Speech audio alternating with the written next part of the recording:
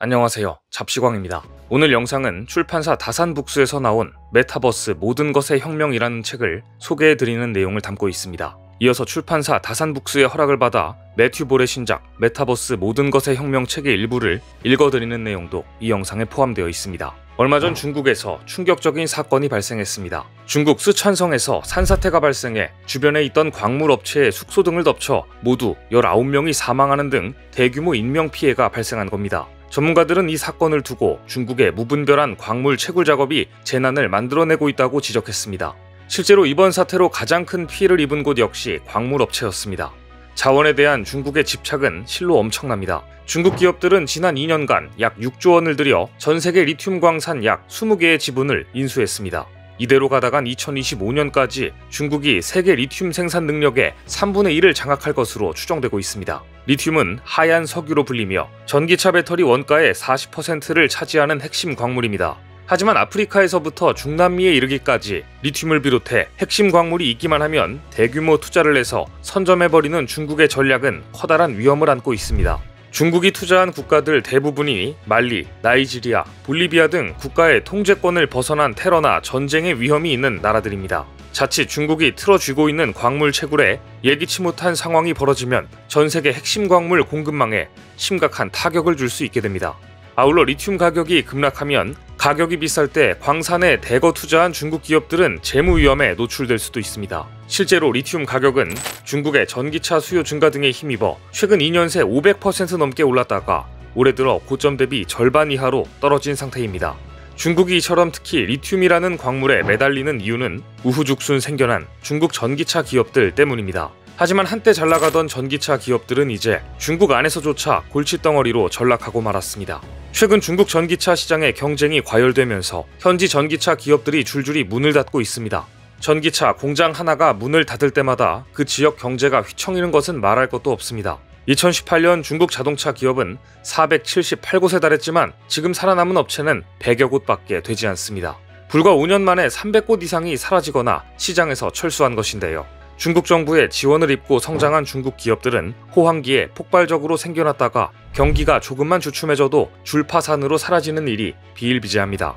이런 상황에서 한국은 중국의 리튬 장악 프로젝트를 완전히 무용지물로 만들어버렸습니다. 한국과학기술원 에너지저장연구센터 이민아 박사팀이 리튬 이온 전지를 대체할 마그네슘 2차 전지를 개발한 겁니다. 이 전지는 일반 2차 전지에 쓰이는 전해질을 사용할 수 있으며 지금까지 연구됐던 마그네슘 전지보다 충전할 때 필요한 전기를 10분의 1가량 줄일 수 있습니다. 뿐만 아니라 990회 이상 충전과 방전을 거듭해도 안정적으로 작동합니다. 연구팀은 한국은 값비싼 리튬을 전량 수입에 의존하고 있지만 마그네슘은 국내 매장량이 많아 소재 단계부터 연구 개발을 하고 있다고 밝혔습니다.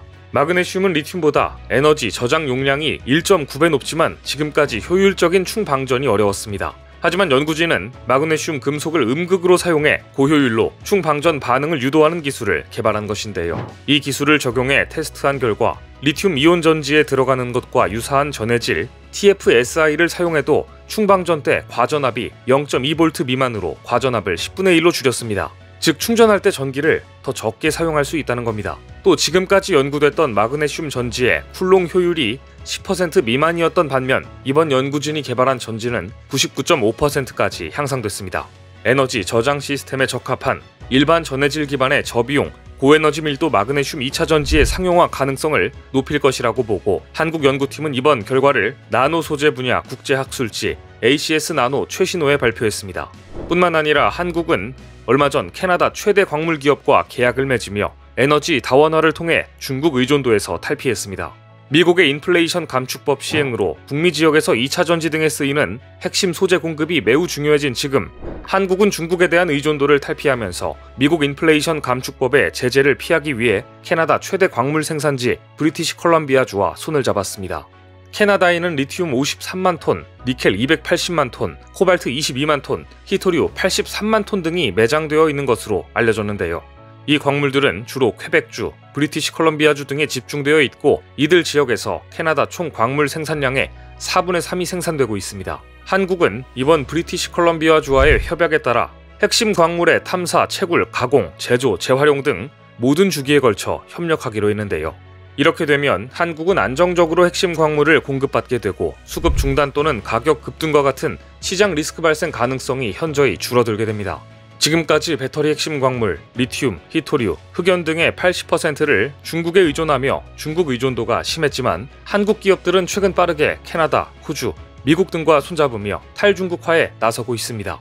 LG에너지솔루션은 2025년부터 6년간 미국 컴파스 미네랄이 생산하는 탄산 리튬의 40%를 공급받기로 계약했고 SK온은 미국 웨스트워터 리소스와 배터리 음극재 공동 개발 협약을 맺었습니다. 포스코 인터내셔널 역시 호주계 광업회사 블랙록 마이닝의 자회사 파루 그라파이트와 2차 전지 배터리용 천연 흑연 장기 공급 계약을 맺었습니다. 그리고 이제 한국 기업들끼리도 본격적인 협업에 들어가기 시작했습니다. 현대차와 삼성이 미래차 동맹을 맺은 건데요. 현대차는 최근 진행한 제네시스 디스플레이 입찰에서 삼성 디스플레이를 최종 공급사로 선정했습니다. 현대를 대표하는 차량에 삼성의 디스플레이가 적용되는 것은 지금까지 없었던 일이기 때문에 업계가 주목하고 있습니다.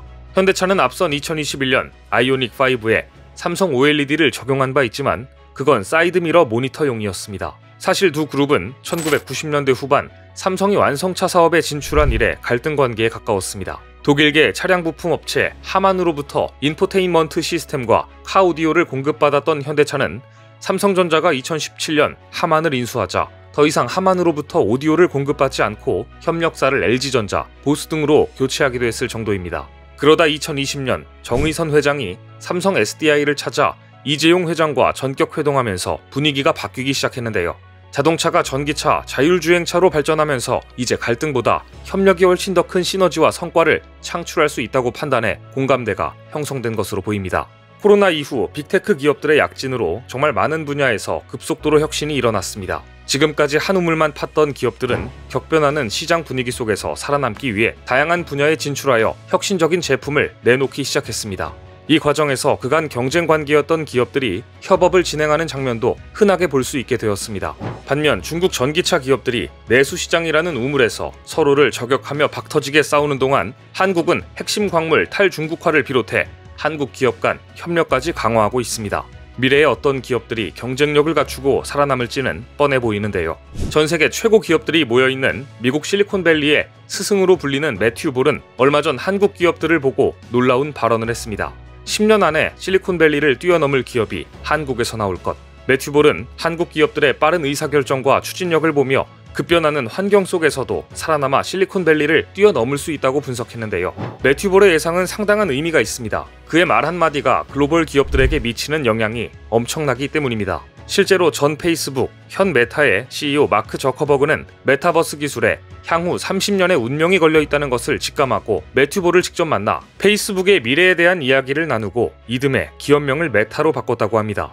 넷플릭스 CEO 리드 헤이스팅스 역시 매튜 볼을 두고 미래를 정의 내릴 수 있는 유일한 사람이라고 언급한 바 있습니다. 실리콘밸리의 스승으로 불리는 사람이 한국 기업들의 미래를 극찬했다는 것은 정말 놀라운 일이지만 당장 우리에게는 국내 기업들의 혁신이 그다지 크게 와닿지는 않습니다. 하지만 이를 두고도 매튜 볼 그의 저서 메타버스 모든 것의 혁명을 통해 다음과 같이 언급하고 있습니다. 진짜 혁명은 설명되지 않는다. 거대한 해일처럼 그저 드러날 뿐이다. 그럼 지금부터 우리가 모르는 사이 어떤 변화의 해일이 일어나고 있는 것인지 매튜 볼의 신작 메타버스 모든 것의 혁명 책의 일부를 읽어드리겠습니다. 2023년 확실히 메타버스를 둘러싼 과대 선전이 줄어들었다. 하지만 이를 퇴보로 여기거나 진전이 없는 상태로 오인해서는 안 된다. 최근 급증한 대규모 언어 모델 챗봇과 인조인간 같은 인공지능 등 AI 솔루션의 발전은 메타버스의 성장을 보여주는 훌륭한 예다. 이러한 발전은 여러 면에서 메타버스에 중요한 역할을 한다. 핵심 영역이 하나 더 있다. 바로 아시아 극동에 위치한 한국이라는 나라다. 2023년의 메타버스 트렌드를 조망할 때 한국이라는 나라에서 메타버스 세계가 어떻게 펼쳐질지, 그것들이 각 기업과 소비자 그리고 산업계 전반에 어떤 영향을 미칠지 주시해야 한다. 한국 시장은 전 세계적으로 독보적인 역할을 수행하고 있다. 중국을 제외하면 전 세계 인터넷 시장은 그야말로 미국 시장이나 다름없다. 이메일과 인스턴트 메신저, 검색 기능 같은 유틸리티, 세일즈포스나 아이클라우드나 마이크로소프트 오피스 같은 소비자 중심 서비스를 비롯해 전 세계적으로 사용되는 클라우드와 네트워킹 서비스 대부분은 미국 기업이다. 그런데 한국은 이러한 추세에서 벗어나 있다. 한국에서 가장 인기 있는 인터넷 기술과 서비스 장치 대부분이 한국 기업에서 만들고 운영하는 것이다. 한국은 실시간 서비스 게임과 소셜 세계를 선도했고 대체로 서구권 국가보다 규모가 크고 정교한 제품과 서비스를 내놓아 인기를 끌었다. 이는 세계적으로 매우 이례적인 성취이며 이러한 추세는 당분간 지속될 것으로 보인다. 이 책을 읽을 한국의 독자들은